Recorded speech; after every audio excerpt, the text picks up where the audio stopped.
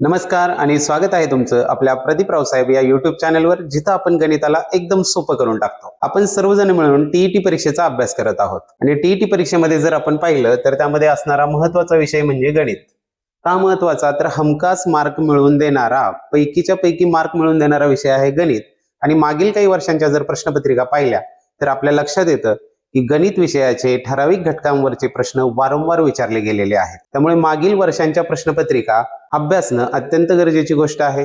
म्हणूनच आपल्या चॅनलवर आपण टीईटी परीक्षेच्या मागील वर्षांच्या ज्या प्रश्नपत्रिका आहेत त्या अत्यंत सोप्या स्पष्टीकरणासह सोडून दाखवलेल्या आहेत। त्यामुळे चॅनलवर जर नवीन असाल तर चॅनलला सबस्क्राईब करा, म्हणजे पुढे येणाऱ्या व्हिडिओही आपल्यापर्यंत पोहोचत राहतील आणि याच व्हिडिओ जर तुम्हाला पुन्हा पाहायच्या असतील तर त्या लवकर सापडतील। चला तर आजच्या व्हिडिओमध्ये आपण पाहणार आहोत टीईटी परीक्षेमध्ये 2024 साली झालेला जो पेपर 1 होता, त्या पेपर 1 मधील गणित विषयाचे प्रश्न क्रमांक 91 ते 120 असे 30 प्रश्न गणित विषयाचे पेपर फर्स्ट मध्ये येतात। हे 30च्या 30 प्रश्न आजच्या व्हिडिओमध्ये आपण पाहणार आहोत। चला तर मग सुरुवात करूया। सुरुवातीला आहे पहिला प्रश्न, प्रश्न क्रमांक 91।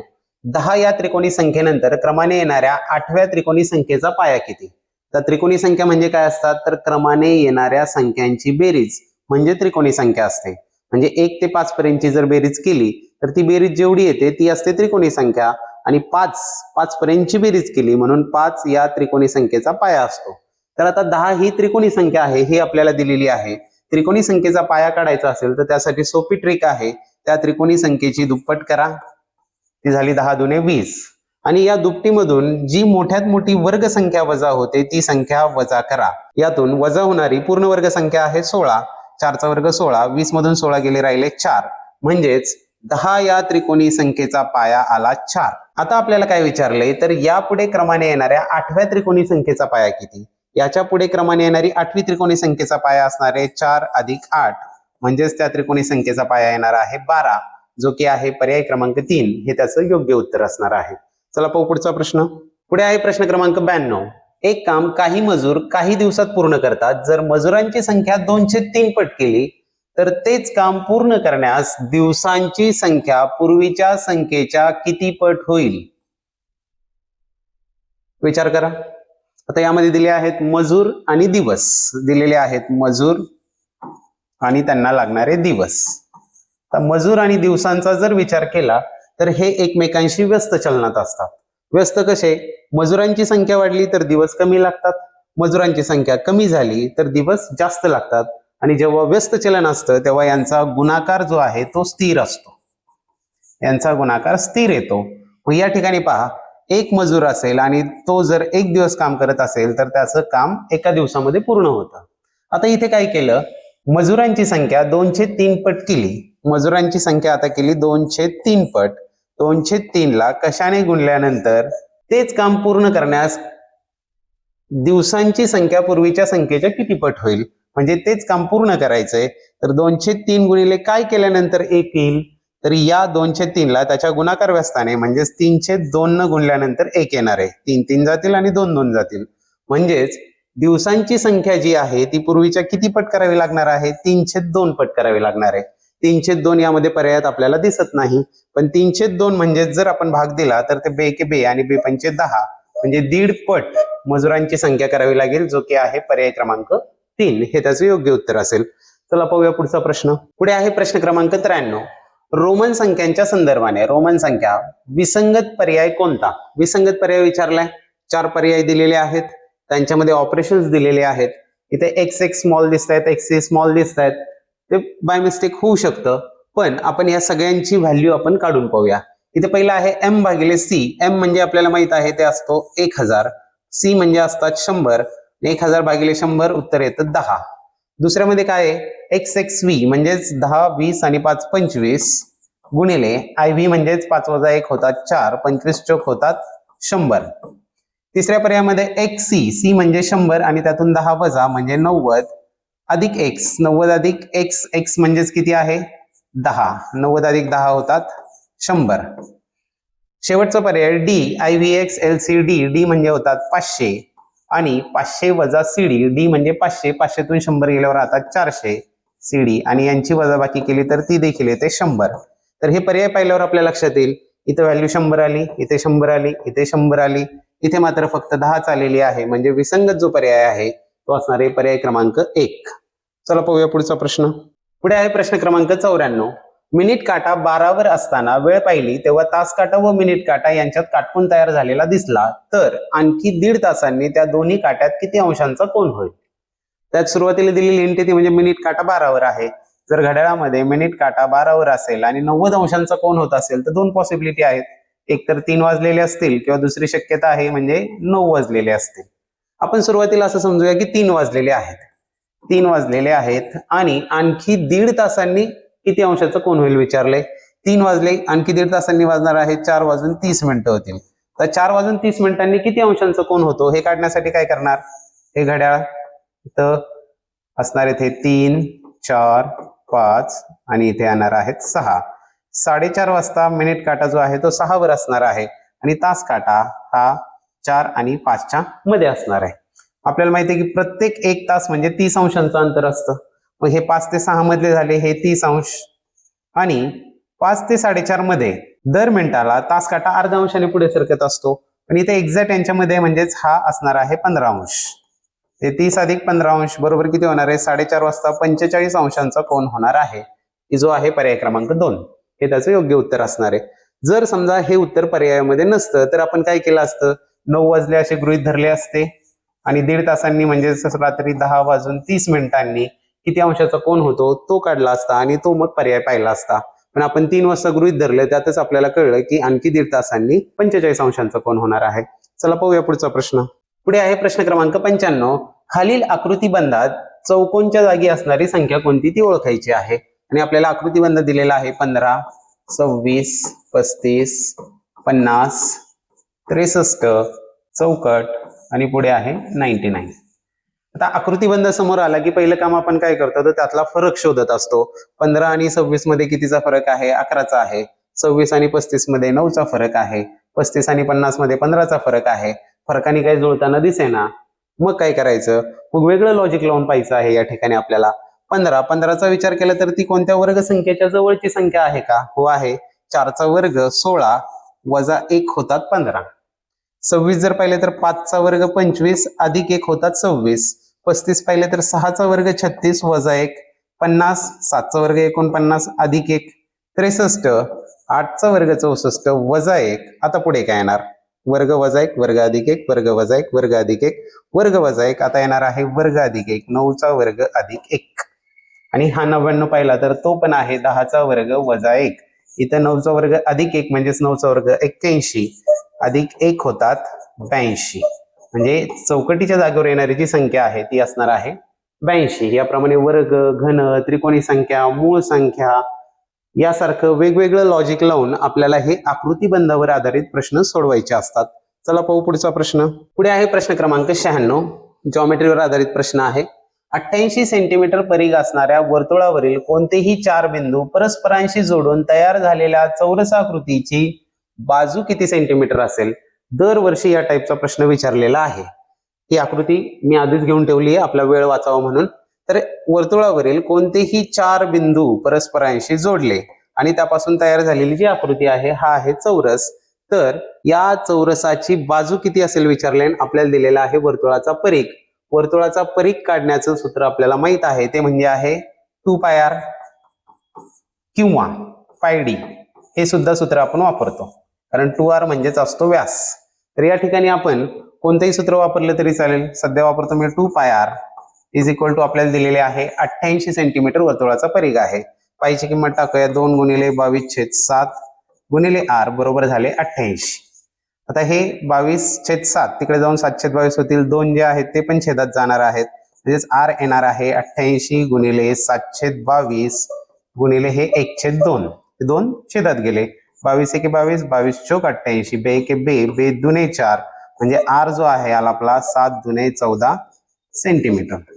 त्रिज्या आली आहे 14 सेंटीमीटर. आता त्रिज्येचा उपयोग इथं कसा करून घ्यायचा आहे तर हा तयार झालेला चौरस आहे आणि चौरसाचे कर्ण जे आहेत आपल्याला माहिती आहे की चौरसाचे कर्ण परस्परांना काटकोनामध्ये दुभागत असतात. समान 2 भाग होतात कर्णाचे आणि काटकोनात म्हणजेच ते एकमेकांचे लंब दुभाजक असतात. आपल्याला त्रिज्या मिळाली 14 म्हणजे ही बाजू झाली 14, ही बाजू पण झाली 14 आणि आपल्याला काढायची आहे ती चौरसाची ही बाजू, ती आपण x मानूया. तर इथे पायथागोरसचं प्रमेय जर वापरलं तर x वर्ग बरोबर येणार आहे 14चा वर्ग अधिक 14चा वर्ग. चला हे सोडूया, हे तोंडी पण काढू शकतो आपण, पण या ठिकाणी तुम्हाला मी दाखवतो. मग x वर्ग बरोबर येणार आहे 14चा वर्ग अधिक 14चा वर्ग. वर्ग करत बसायची गरज नाही, 2 वेळा 14चा वर्ग म्हणजेच 2 गुणिले 14चा वर्ग आहे. आता या ठिकाणी x चा वर्ग हा आहे, तर आपल्याला घ्यायचंय दोन्ही बाजूंचं वर्गमूळ, म्हणजेच x बरोबर येणार आहे 2चं वर्गमूळ वर्गमुळात 2 गुणिले 14च्या वर्गाचं वर्गमूळ असणार आहे 14, म्हणजेच x बरोबर किती येणार आहे 14 वर्गमुळात 2 येणार आहे. 14 वर्गमुळात 2 ही असणार आहे त्या चौरसाची बाजू. एवढं साधं सोपं आहे. जर काटकोन करणाऱ्या बाजू समान लांबीच्या असतील तर त्याचा कर्ण काढत असताना लक्षात घ्या, त्या बाजूच्या पुढे फक्त वर्गमुळात 2 लावून द्यायचा आणि आपल्याला कर्ण मिळत असतो. हे जर माहित असेल तर हे उदाहरण तोंडी देखील सोडवता आलं असतं. चला पाहू पुढचा प्रश्न. पुढे आहे प्रश्न क्रमांक 97. प्रत्येकी 1.7 मीटर समान मापाचे तुकडे करण्यासाठी 19.25 मीटर लांबीच्या दोरीची दोन्ही टोके जुळवली तर त्या दुपदरी दोरीला किती ठिकाणी कापावे लागेल? पहा, एकूण लांबी जी आहे ती दोरीची आहे 19.25 मीटर. 19.25 मीटर म्हणजेच 19.25 मीटर. आता याचे तुकडे किती करायचे? आपल्याला 1.7 मीटर लांबीचे समान तुकडे करायचे, म्हणजे त्याला आपण 1.75 ने भागल्यावर आपल्याला मिळणार आहे तुकड्यांची संख्या. आधी तुकड्यांची संख्या काढून घेऊया, मग दोरीला कापायचं पाहूया. तर यातला जर पॉईंट घालवला तर हे होतील 1925 भागिले 175. इथे भाग देऊया, 25 7 175. इथे पण होतील 25 7 175, राहिले 17 आणि परत 25 7 175. 77 भागिले 7 म्हणजेच 11 तुकडे करायचे आहेत. 11 तुकडे करायचे तर किती वेळा कापावं लागेल? 11 वेळा कापावं लागेल की 10 वेळा कापावं लागेल? पण यामध्ये कदाचित तुम्ही म्हणाल 10 वेळा कापावं लागेल, कारण 1 वेळा कमी कापावं लागतं. पण यामध्ये महत्वाची एक कंडिशन आहे, त्या दोरीची दोन्ही टोके जुळवलेली आहेत. दोन्ही टोके जुळवली म्हणजे पहा, ही दोरी अशी आहे आणि इकडली ही दोन टोकं जुळवलेली आहेत. आता 11 तुकडे करण्यासाठी याला किती वेळा कापावं लागेल? तर पहिला जर काप मी समजा या ठिकाणी दिला तर 1 तुकडा मला मिळणार आहे. त्यानंतर दुसरा काप दिला, 1 आणि 2 झाले 3, 3 आणि 2 झाले 5, 5 आणि 2 झाले 7, 7 आणि 2 झाले 9 आणि 9 आणि 2 झाले 11. पहा, टोटल तुकडे 2 4 6 8 10 आणि हा एक 11. म्हणजे काप किती द्यावे लागले? 1 2 3 4 5. 5च वेळा काप द्यावे लागणार आहेत. त्यामुळे याचं योग्य उत्तर असणार आहे पर्याय क्रमांक 2, 5 वेळा कापावं लागेल. असे काही ट्रिकी प्रश्न असतात, त्यामुळे प्रश्न काळजीपूर्वक वाचायचा आहे. नेमकं विचारलेलं काय आहे, त्यामध्ये कंडिशन काय दिलेली आहे ही व्यवस्थित समजावून घ्यायची आहे. त्यामध्ये आपले 5-10 सेकंद एक्स्ट्रा गेली तरी चालतील, पण पुढे आपला होणारा गोंधळ त्यामुळे टाळता येणार आहे. चला पाहूया पुढचा प्रश्न. आणि हा दोरी कापण्याचा प्रश्न देखील दरवर्षी आलेला आहे. पुढचा प्रश्न पाहूया. पुढे आहे प्रश्न क्रमांक 98. एका संख्येस 15 11 आणि 12 यांनी भागले असता प्रत्येक वेळी बाकी 4 उरते, तर ती संख्या खालील पर्यायांपैकी कोणती असू शकेल? जेव्हा कधी भागले असता बाकी 4 उरते ठीक आहे, पण भागले असता म्हणजेच ती संख्या या तीनही संख्यांच्या पटीत असणार आहे, पटीच्या पुढे असेल, बाकी 4 आहे म्हणजेच इथे आपल्याला 15 11 आणि 12 यांचा लसावी काढावा लागणार आहे. लघुत्तम सामायिक विभाज्य तिघांच्याही पाड्यात असणारी संख्या. त्यांचा मसावी जर पाहिला आपण तर तिघांनाही भाग जाईल अशी संख्या नाही, म्हणजेच या संख्यांचा मसावी 1 आहे, तो आपल्याला इथे लागत नाहीये, आपल्याला लसावी काढायचा आहे. आता भाग जाणारी संख्या नाही तर दोघांना भाग जाईल अशी संख्या आहे का? तर हो आहे. 3 ने भाग जाईल याला, 3 5 15, 11 हे असेच राहतील आणि हे 3 चौक 12. आता दोघांना भाग जाईल अशी कोणती संख्या आहे का? आता नाही राहिलेली. म्हणजे आता ज्या राहिलेल्या संख्या आहेत या तीनही संख्या आणि हे 3 यांचा गुणाकार म्हणजे याचा असणार आहे लसावी, लघुत्तम सामायिक विभाज्य. याचा लसावी किती होईल? 3 गुणिले 5 गुणिले 11 गुणिले 4. तर हा गुणाकार सोपा करण्यासाठी काय करूया? 5 चौक 20, 20 त्रिक 60 आणि 60 गुणिले 11 केले 11 66, म्हणजे 660. हा झाला या तिघांचा लसावी. आता ती संख्या काय असेल? तर या 660ला या तीनही संख्यांनी निशेष भाग जाणार आहे. कंडिशन काय सांगितले? प्रत्येक वेळी बाकी 4 उरते, म्हणजे ती जी संख्या आहे ती 660 अधिक 4, 4 ने मोठी असणार आहे म्हणजे 664 असणार आहे. 664 आलं. पण ते काही पर्यायामध्ये दिसत नाही. घाबरून जायचं कारण नाही. 660च्या पटीतल्या पुढच्या संख्या पाहूया. मग 660 दुने जर केले 66 दुने होतात 132 म्हणजे 1320 अधिक 4 बरोबर किती होणार आहे 1324 होतील. 1324 आहेत का नाही ते पण पर्यायामध्ये नाही आहेत. आता याची तिप्पट करूया. 3 0 0 3 सक 18 3 सक 18 1 19 1980 अधिक 4 ते होतात 1984. 1984 आहेत का येस पर्याय क्रमांक 2 हे त्याचं योग्य उत्तर असणार आहे. ही अशी संख्या आहे की जिला या तिन्ही संख्यांनी भागल्यावर बाकी 4 उरणार आहे कारण त्यातल्या 1980 ला भाग जाईल आणि बाकी 4 उरेल. चला पाहूया पुढचा प्रश्न. मसावी लसावीवर पण दरवर्षी हमखास प्रश्न आहे. पुढचा प्रश्न पुढे आहे प्रश्न क्रमांक 99. पाहिल्यानंतर खूप संख्या दिसत आहेत त्यामुळे अजिबात घाबरून नाही जायचं. दशांश अपूर्णांकांच्या क्रियांवर आधारित प्रश्न आहे.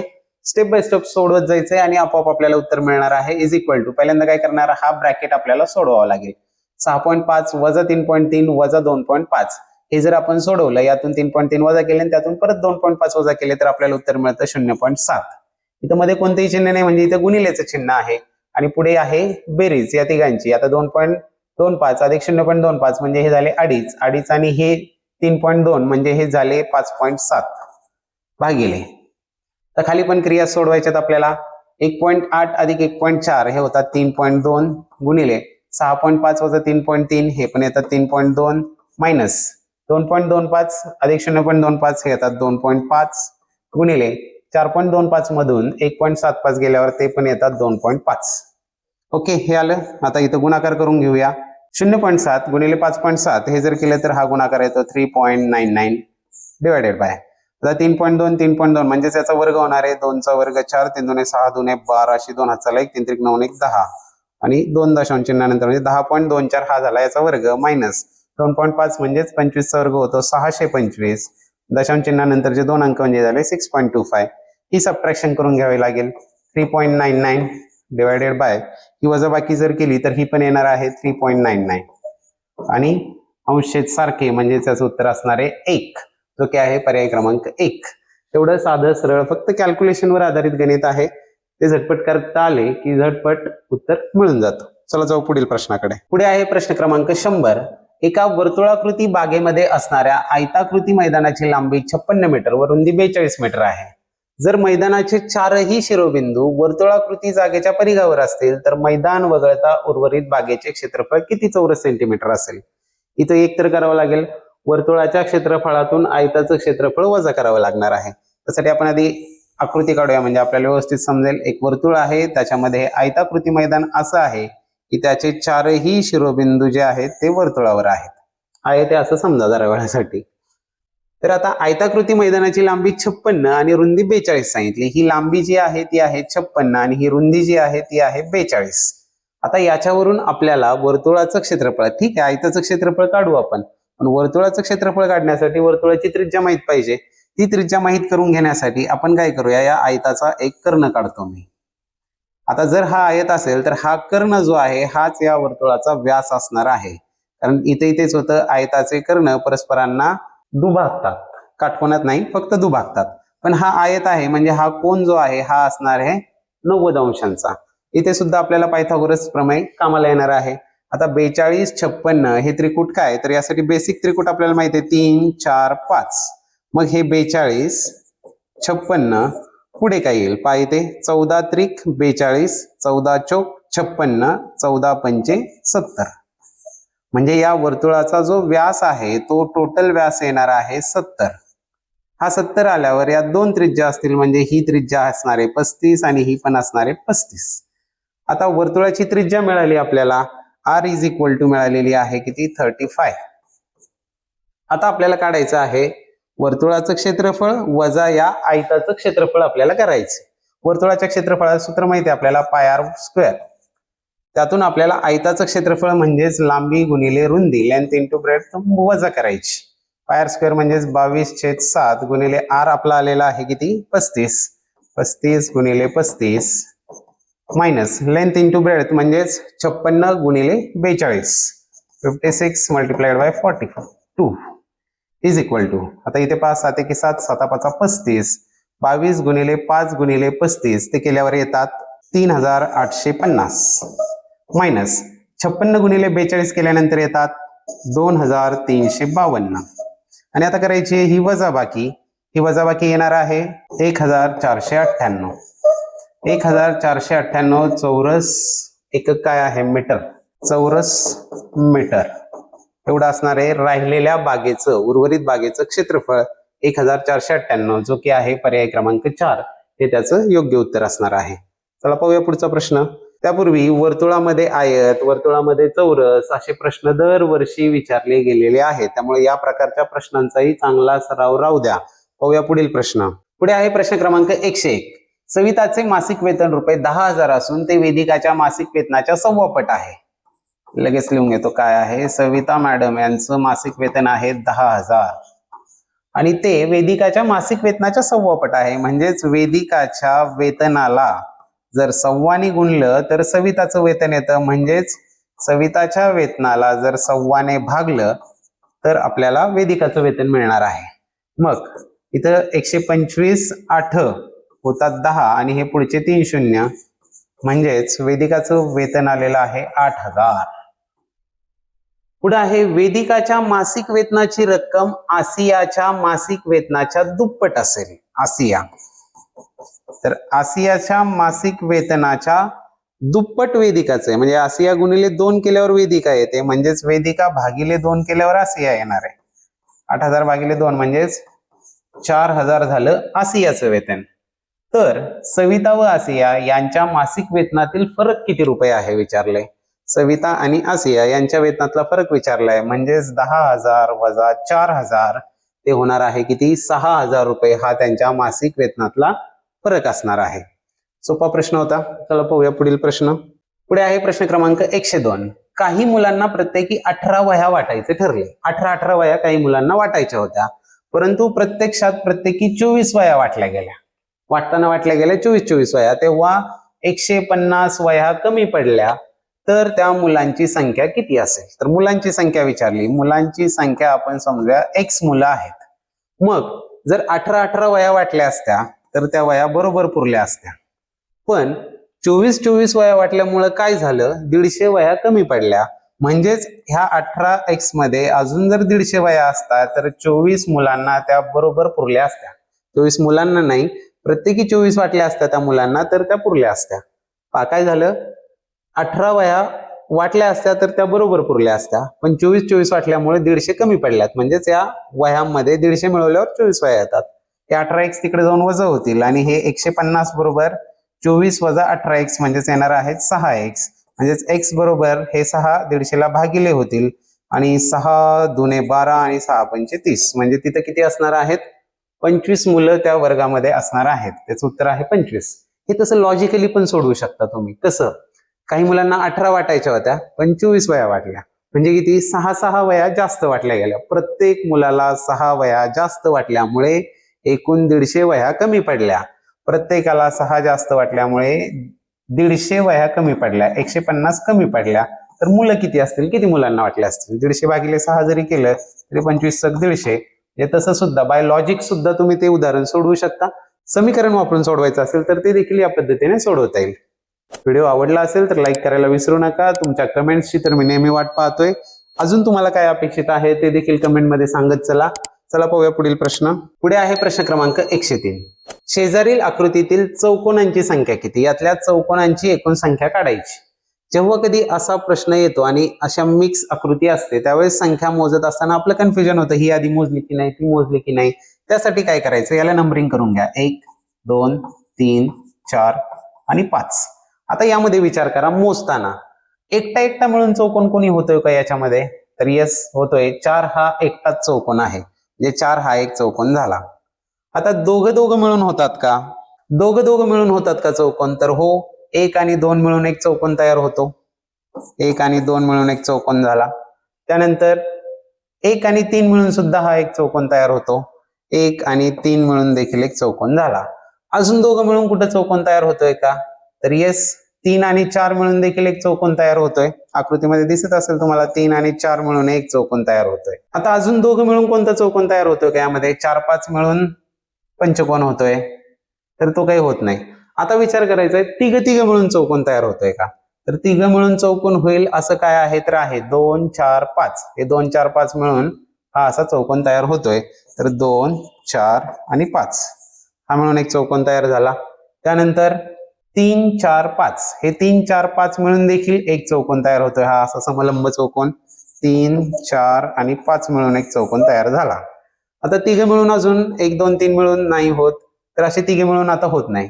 चौघं मिळून चौकोन तयार होतोय का, तर यातले 4 भाग, येस 1 2 3 4 हे जर पाहिले हे 4 भाग मिळून हा चौकोन तयार होतोय. म्हणजे 1 2 3 4 हा मिळून एक चौकोन तयार झाला. अजून चौघं मिळून कोणता चौकोन तयार होतो का यामध्ये, तसा तर काही त्यामध्ये दिसत नाही. आता सगळे मिळून तो तर आहेच 1 2 3 4 5 1 2 3 4 5 हे सगळेच्या सगळे भाग मिळून देखील एक चौकोन तयार होतोय. झाले सगळे चौकोन. किती चौकोन झाले, 1 2 3 4 5 6 7 आणि 8. एकूण 8 चौकोन या आकृतीमध्ये आहेत. या प्रकारचा जो प्रश्न आहे हा शक्यतो पेपरमध्ये शेवटी सोडवायला ठेवायचा, कारण हा वेळ खाऊ प्रश्न असतो, याच्यामध्ये वेळ जातो आपला.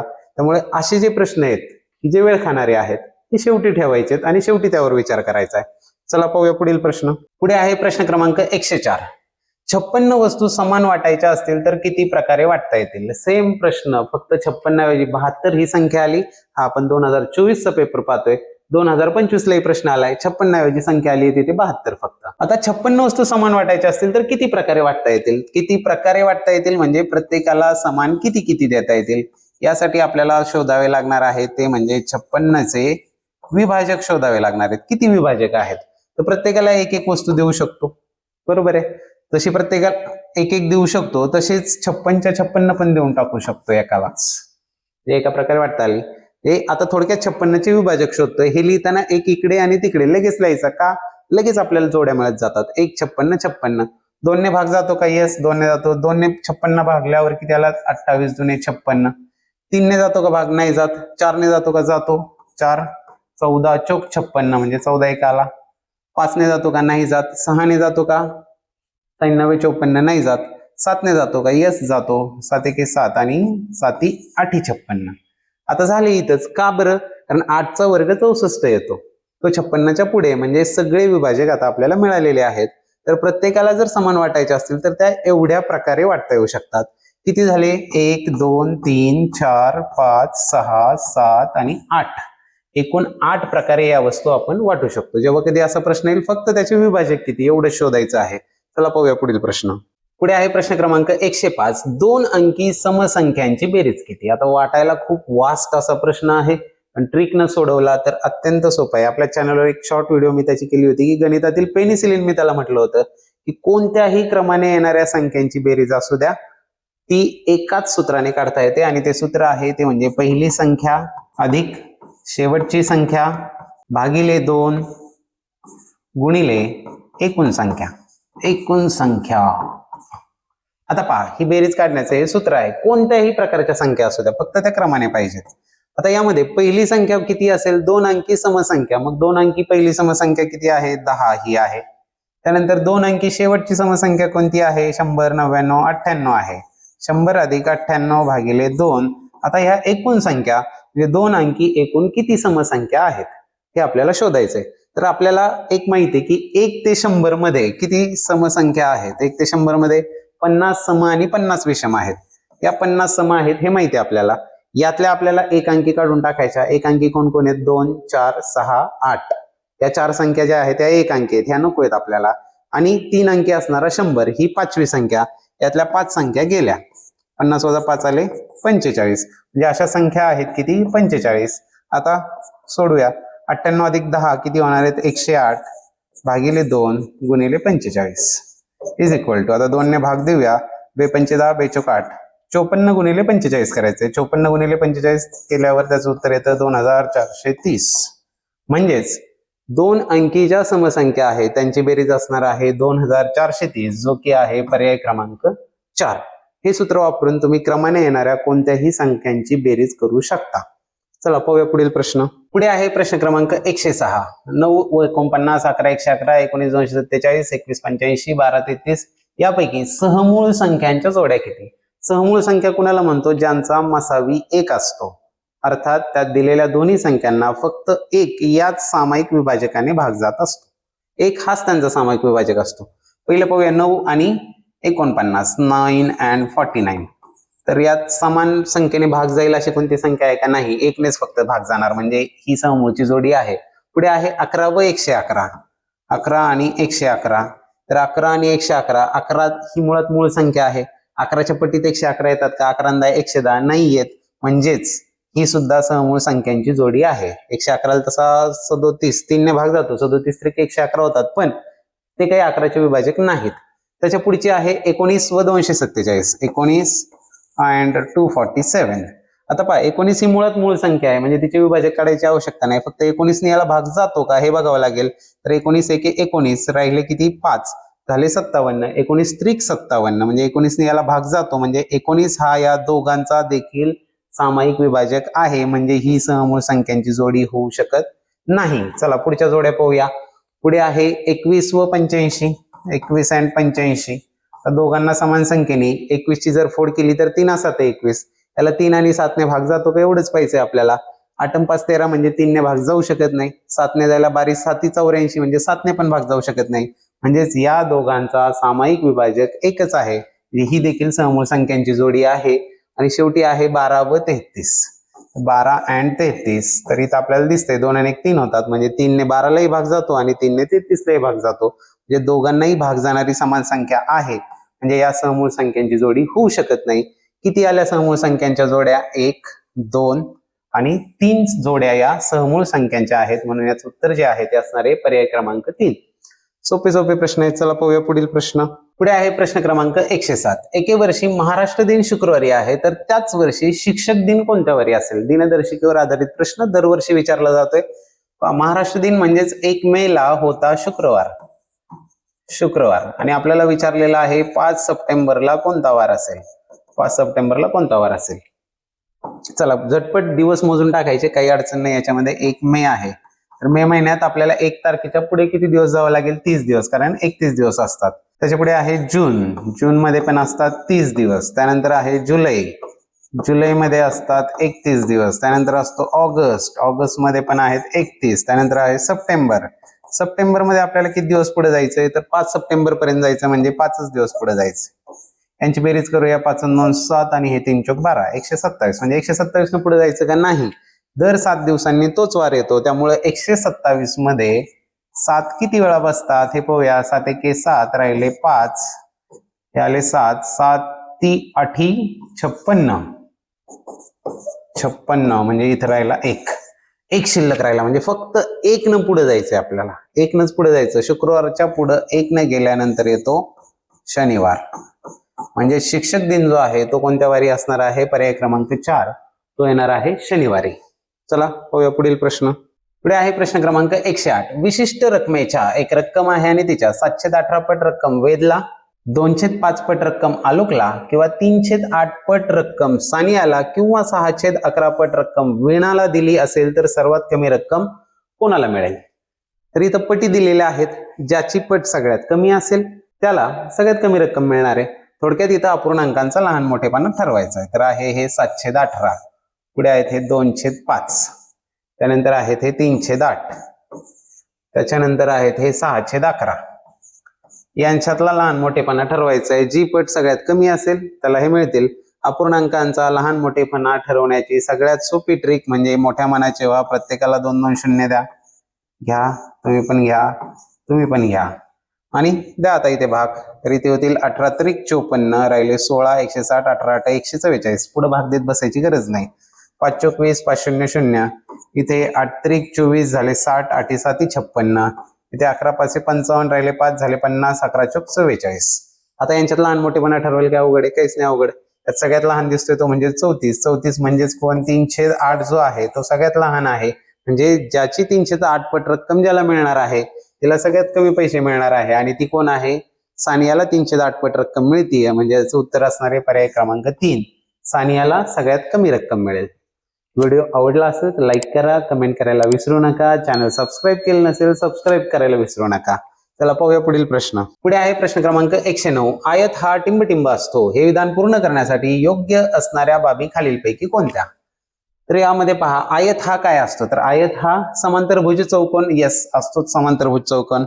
आयत हा समांतरभुज चौकोनाचाच एक प्रकार आहे, स्पेशल टाईप आहे.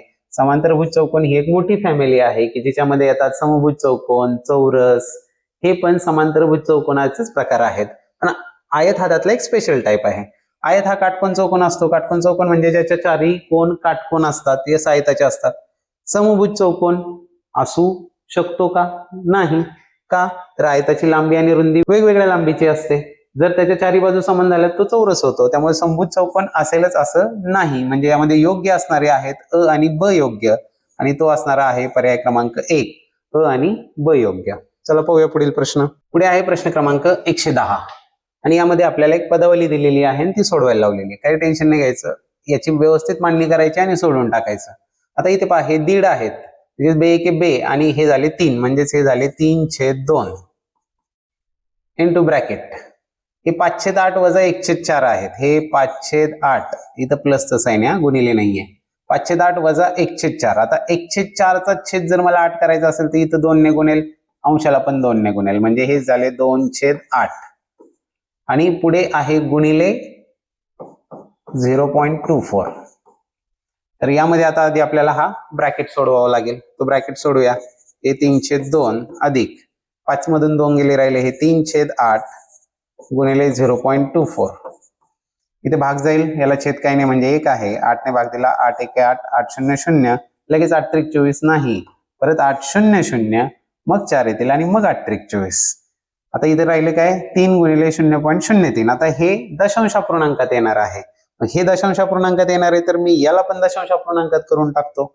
याला पण दशांश अपूर्णांकात केल्यावर काय होईल 3/2 म्हणजेच हे झाले 1.5 प्लस हा गुणाकार 3 गुणिले 0.03 म्हणजे 3 त्रिक 9, हा येणार आहे 0.09 आणि ही जर बेरीज केली तर ही बेरीज येणार आहे 1.59 जो की आहे पर्याय क्रमांक 2 हे त्याचं योग्य उत्तर असणार आहे. सोपा प्रश्न, साधा कॅल्क्युलेशन्सवर आधारित. चला पाहू पुढील प्रश्न. पुढे आहे प्रश्न क्रमांक 111. शेजारील घडणीवरून तयार होणाऱ्या इष्टिकाचिती आकाराच्या पेटीच्या एच्या विरुद्ध पृष्ठावर कोणते अक्षर असेल? एच्या विरुद्ध विचारलेला आहे. खूप सोपा साधा प्रश्न आहे, 5वीचा प्रश्न आहे.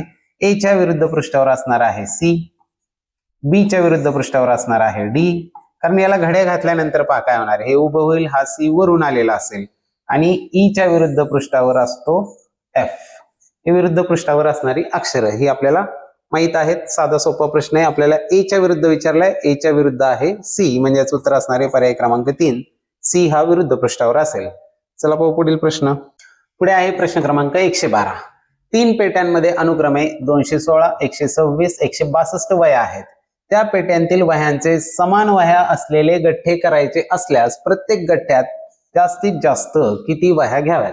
जास्तीत जास्त आला म्हणजेच या तिन्ही संख्यांना भाग जाईल अशी जास्तीत जास्त मोठ्यात मोठी संख्या शोधायची आहे. म्हणजेच या तिन्हींचा शोधायचा आहे आपल्याला मसावी, महत्तम, साधारण किंवा सामायिक विभाजक. तिन्हींचा शोधण्यासाठी काय करायचं, तिन्हींना ज्या संख्यांनी भाग जातो त्यांनी भाग द्यायचा. 1 स्ट्रोक मध्ये मसावी काढणार आपण तिघांचा.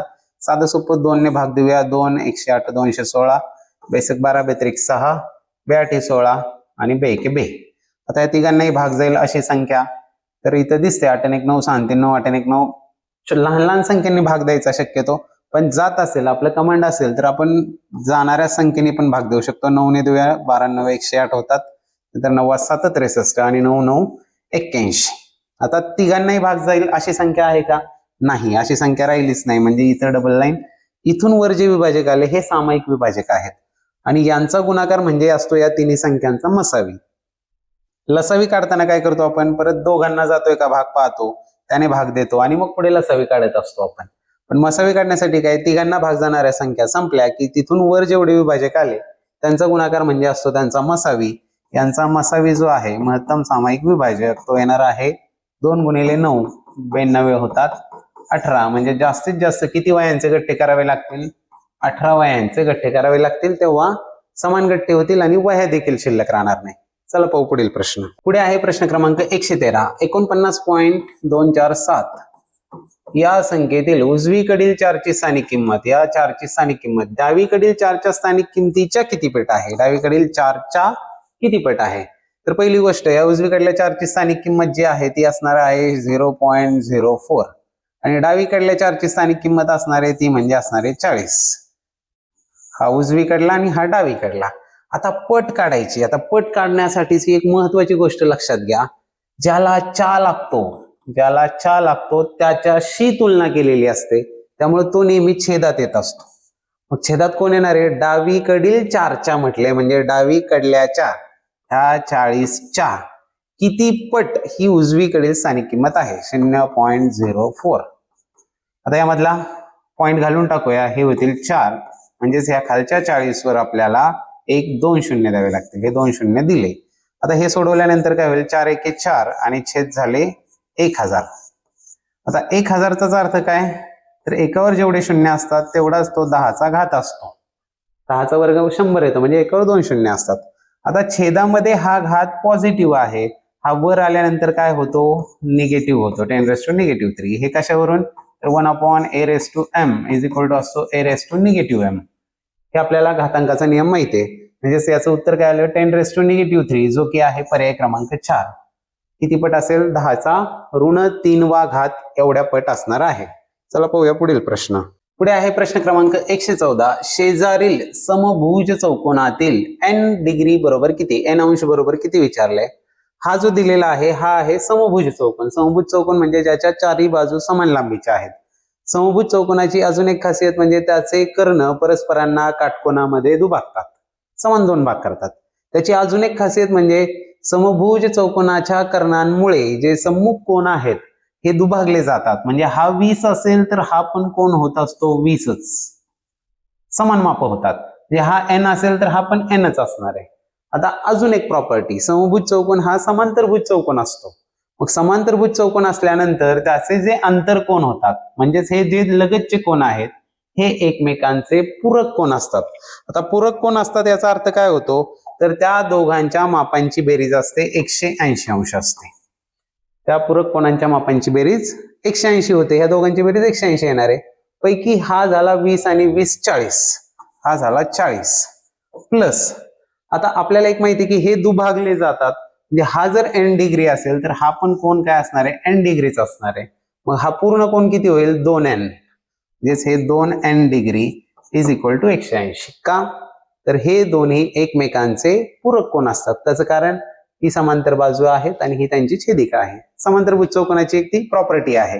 आता इथे हे 40 तिकडे जाऊन वजा होतील आणि 2n डिग्री बरोबर 180 मधून 40 गेले, राहिले 140. आता n डिग्री बरोबर काय होणार? हे 2 तिकडे जाऊन भागिले होणार. 140 भागिले 2 किती येणार आहेत? 70 अंश. n ची व्हॅल्यू आलेली आहे 70 अंश, जो की आहे पर्याय क्रमांक 1. हे त्याचं योग्य उत्तर असणार आहे. जॉमेट्रीवरही बरेच प्रश्न आलेले दिसतात, त्यामुळं चौकोनाचे जे सगळे गुणधर्म आहेत याची पण चांगली तयारी ठेवा. वर्तुळाची चांगली तयारी ठेवा. त्रिकोणाचे सर्व गुणधर्म याची तयारी ठेवा. या तिन्ही गोष्टींवर जास्त फोकस यामध्ये दिसून येतो. चला पाहूया पुढचा प्रश्न. पुढे आहे प्रश्न क्रमांक 115. 9 सेमी बाय 40 सेमी आयताकृती रंगीत कागदाच्या दोन्ही कर्णांवर कापून 4 पताका तयार केल्यात तर 2 मोठ्या पताकांची एकूण परिमिती किती असेल? एक आयताकृती कागद आहे, असा एक आयताकृती कागद आहे आणि या आयताकृतीची लांबी आहे 40 आणि रुंदी आहे 9. लांबी 40, रुंदी 9. याच्या कर्णांवर कापलं, दोन्ही कर्णांवर कट दिले आणि 4 पताका तयार केल्या. आता या 4 पताका तयार केल्यानंतर आपल्याला यांची परिमिती काढायची आहे, तर आपल्याला या बाजू काढाव्या लागतील. आपल्याला एक माहिती आहे की आयताचे कर्ण परस्परांना दुभागतात, काटकोनात नाही. पण त्याच्या आधी आपल्याला एक कर्ण काढावा लागेल. हा कोण आहे? 90 अंश. सगळेच कोण 90 अंश कारण हा आयत आहे. तर इथे कर्ण जो आहे तो कर्ण किती येणार आहे? पायथागोरसची त्रिकूट आपल्या पाठ असतील तर 9, 40, 41 म्हणजे कर्ण असणार आहे 41. कर्ण 41 आला तर कर्ण काटकोनात नाही, फक्त दुभागतात. कर्ण एकमेकांना दुभागतात. म्हणजे ही बाजू येणार आहे 20.5, ही पण येणार आहे 20.5, ही पण येणार आहे 20.5 आणि ही पण येणार आहे 20.5. आता यातल्या 2 मोठ्या पताकांची एकूण परिमिती आपल्याला विचारलेली आहे. तर मोठ्या कशा ठरवायच्या? तसं पाहिलं तर या 4ही त्रिकोणांचं क्षेत्रफळ समानच आहे. पण आता इन द सेन्स मोठ्या म्हणजे परिमितीने जास्त असणाऱ्या असा जर आपण विचार केला तर ही खालची आणि वरची पताका ही परिमितीने जास्त आपल्याला दिसतेय. मग ही परिमितीने जास्त म्हणजेच काय होणार आहे 20.5 अधिक 20.5 म्हणजे 20 आणि 20 40 झाले 41. 41 अधिक 40 होतील 81. वरच्या पताकाची परिमिती येणार आहे 81. तशीच खालच्याची पण परिमिती येणार आहे 81 आणि 81 अधिक 81 याची एकूण परिमिती असणार आहे दोन्ही पताकांची 162, जो की आहे पर्याय क्रमांक 3. जर या पकडल्या असतं तर काय झालं असतं 41 आणि 9 50, 50 आणि 50 100च झाले असते. 100 तसं काही त्यांनी पर्याय दिलेला नाहीये, त्यामुळं मोठ्या म्हणजे परिमितीने जास्त असणार आहे असा संदर्भ आपण या ठिकाणी घ्यायचा आहे आणि याचं उत्तर आलेलं आहे 162. चला पाहूया पुढील प्रश्न. पुढे आहे प्रश्न क्रमांक 116. यामध्ये अल्जेब्रिक एक्सप्रेशन्सची डिव्हिजन आपल्याला दिलेली आहे, भागाकार दिलेला आहे बैजिक राशींचा. त्यातला हा x² - 9x + 20 हा जो आहे x² - 9x + 20 याचे पहिले आपल्याला अवयव पाडून घ्यावे लागतील. याचे अवयव पाडण्यासाठी आपण काय करतो, तसे तोंडी पण काढता येतात अवयव, पण मी या ठिकाणी दाखवतो तुम्हाला. तर x² ह्या 9x ला असा फोडायचा की त्यांचा दोघांचा गुणाकार हा पॉझिटिव्ह 20 आला पाहिजे, धन 20 आला पाहिजे आणि त्यांची बेरीज किंवा वजाबाकी ही निगेटिव्ह 9 आली पाहिजे. मग याची जर फोड आपण अशी केली की -5x - 4x तर 5x आणि 4x मिळून होतील निगेटिव्ह 9x आणि निगेटिव्हचा प्रॉडक्ट जो आहे गुणाकार जो आहे तो पॉझिटिव्ह 20 येणार आहे.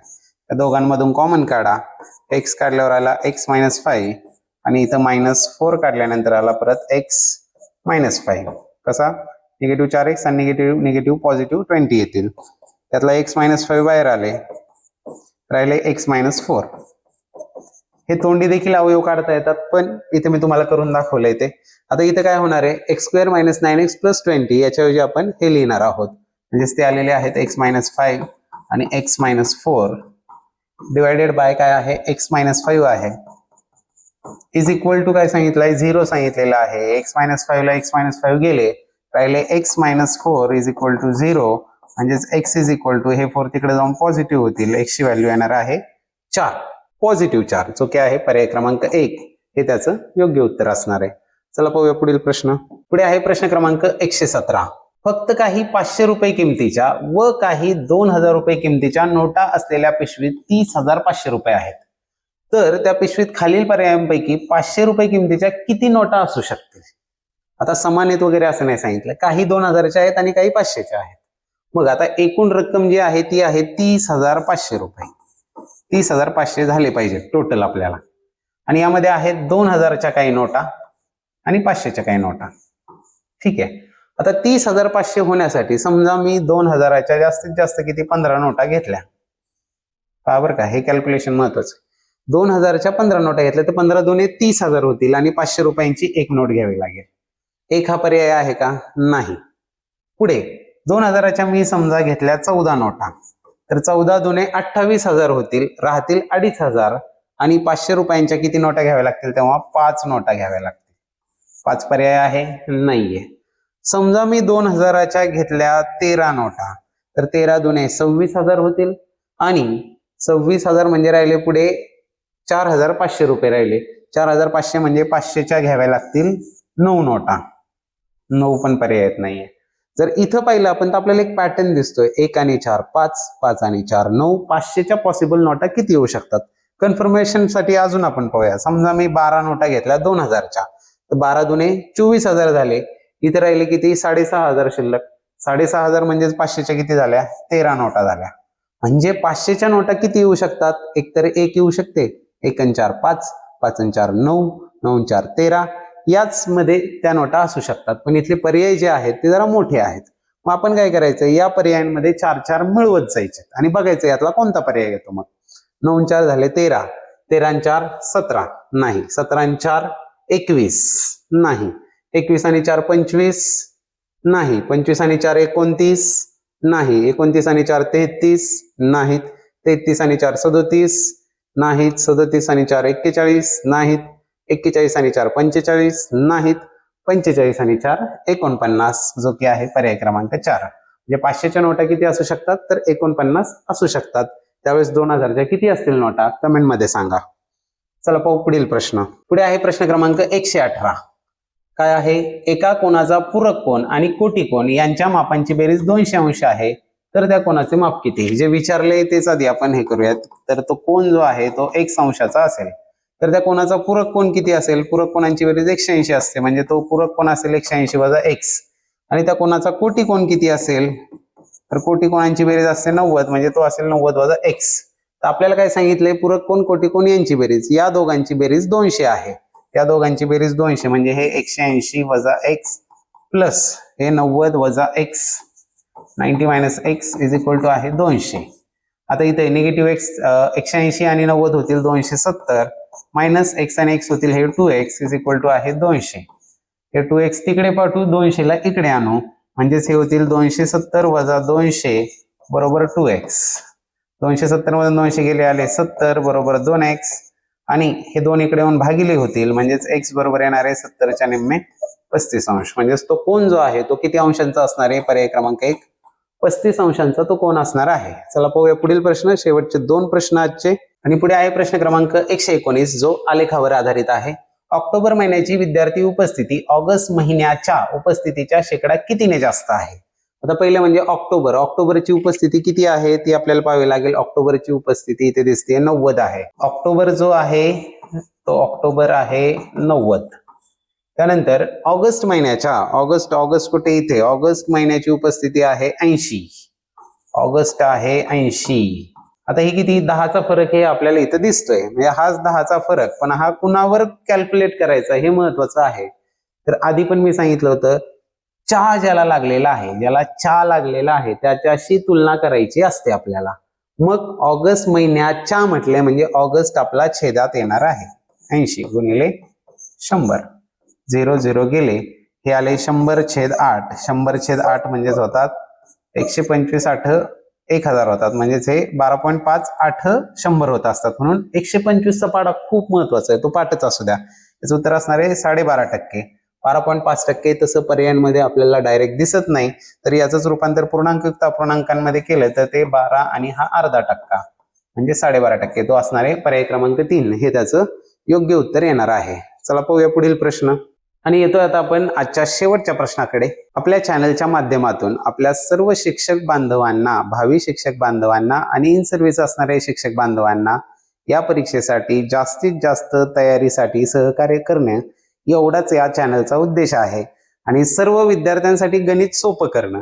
त्यामुळे चॅनलला जर सबस्क्राईब केलेलं नसेल तर चॅनलला सबस्क्राईब करा, म्हणजे यापुढेही टीईटी परीक्षेशी संदर्भातील आणि गणित विषयाशी संदर्भातील जे विद्यार्थ्यांसाठी शिष्यवृत्ती परीक्षा असतील, NMMS परीक्षा असतील, यासाठीचे सुद्धा टॉपिक वाईज व्हिडिओज आपल्याला या ठिकाणी मिळणार आहेत. त्यामुळे चॅनलला सबस्क्राईब करा. व्हिडिओ आजची कशी वाटली हे नक्की कमेंटमध्ये सांगा. व्हिडिओला लाईक करा. आणि पाहूयात आजचा शेवटचा प्रश्न जो आहे प्रश्न क्रमांक 120. किती महिन्यात विद्यार्थ्यांची शेकडा उपस्थिती 5 महिन्यातील शेकडा सरासरी उपस्थितीपेक्षा कमी आहे. आता शेकडा सरासरी उपस्थिती 5 महिन्यातील म्हटलंय, जे 1 2 3 4 5 महिन्यांची आपल्याला आधी सरासरी काढणं गरजेचं आहे. सरासरी काढण्यासाठी या 5ची बेरीज करावी लागेल. ते काय काय आहेत चला सांगा मला पटपट.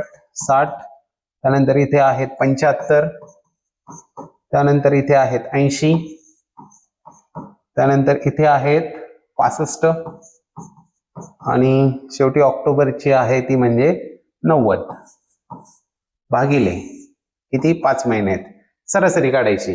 यांची बेरीज करणार आपण. यांची बेरीज आली 370 भागिले 5 आणि भाग देऊया. 5 7 35 राहिले 2 5 20. सरासरी आली 74. 74 पेक्षा कमी कोणकोणत्या महिन्यामध्ये आहे तेवढंच आता आपल्याला काढायचं आहे. 74 पेक्षा कमी म्हणजे हे 70 हे 80 हे 75 म्हणजे साधारण 74ची लाईन इथे असणार आहे ही अशी. त्याच्या खाली येणार आहे ही 75 आहेत. त्याच्या खाली येणारा हा एक झाला आणि हा झाला दुसरा महिना. या 2च महिन्यांमध्ये सरासरीपेक्षा कमी उपस्थिती आहे हे आपल्याला दिसतंय. त्यामुळे उत्तर आहे पर्याय क्रमांक 2. या पद्धतीने आज आपण 2024 मध्ये टीईटीच्या पेपर 1 मध्ये असलेल्या सर्व 30 प्रश्नांचं स्पष्टीकरण पाहिलेलं आहे. टीईटीच्या पेपर 2 मध्ये आलेल्या देखील सर्व प्रश्नांचं स्पष्टीकरण आपण त्या स्पेशल व्हिडिओमध्ये पाहणार आहोत. आणि सर्व पेपर्स कव्हर करण्याचा मी प्रयत्न करणार आहे, कारण टीईटीच्या प्रश्नांमध्ये खूप पॅटर्न आहे. समान प्रकारचे प्रश्न दरवर्षी रिपीट होताना दिसत आहेत. त्यामुळे या मागील वर्षांच्या प्रश्नपत्रिकांचा जो अभ्यास आहे हा नक्कीच आपल्याला फायद्यात राहणार आहे. त्यामुळे सोबत राहा, छान अभ्यास करत राहा. आपल्या सगळ्यांना या तयारीसाठी आणि येणाऱ्या परीक्षेसाठी देखील हार्दिक शुभेच्छा. धन्यवाद.